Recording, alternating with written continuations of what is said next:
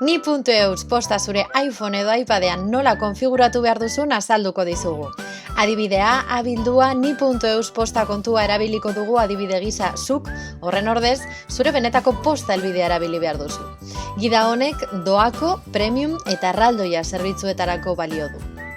1. Ezarpenetara sartu. 2. Kontua gehitu, ezarpenetan zaudela, kontraseñaz ikuentas atelera joan eta bertan, añadir kuenta aukera hautatu.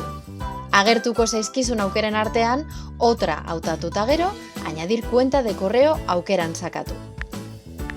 3. Orain zure kontuaren datuak sartu beharko dituzu. Nombre eremuaren bitartez, zure mezuen hartzaileek irakurriko duten izena zehaztuko duzu.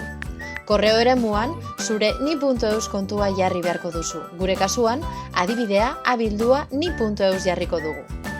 Kontraseña eremuan, kontua sortzean zehaztutako pasahitza jarri. Deskripzion eremuan, zure Ni.eus helbidea jarri. Eremu guztiak bete dituzula ziurtatu eta siguiente aukera sakatu. Pantailan, guk jarritako informazioa ikusiko dugu, hutsik dauden beste eremu batzuekin batera. Eremu horiek nola bete erakutsiko dizugu. Servidor korreo entrante azpiatalean, nombre de host eremuan mail.ni.eus idatzi. Nombre de usuario eremuan zure Ni.eus helbidea. Servidor korreo saliente azpiatalean, nombre de host eremuan mail.ni.eus idatzi. Nombre de usuario eremuan zure Ni.eus email helbidea. Kontraseña eremuan, Ni.eus kontua sortzean zehaztu duzun pasahitza. Eremu guztiak bete dituzunean, siguiente aukera sakatu. 4. Konfigurazioa gorde. Urrats horiekin gure Ni.eus kontua gehitu dugu. Guardar sakatuta konfigurazio hori konfirmatuko dugu eta mezuak jasotzeko prest egongo gara. 5. Posta konexioetan SSL erabiltzea behartu.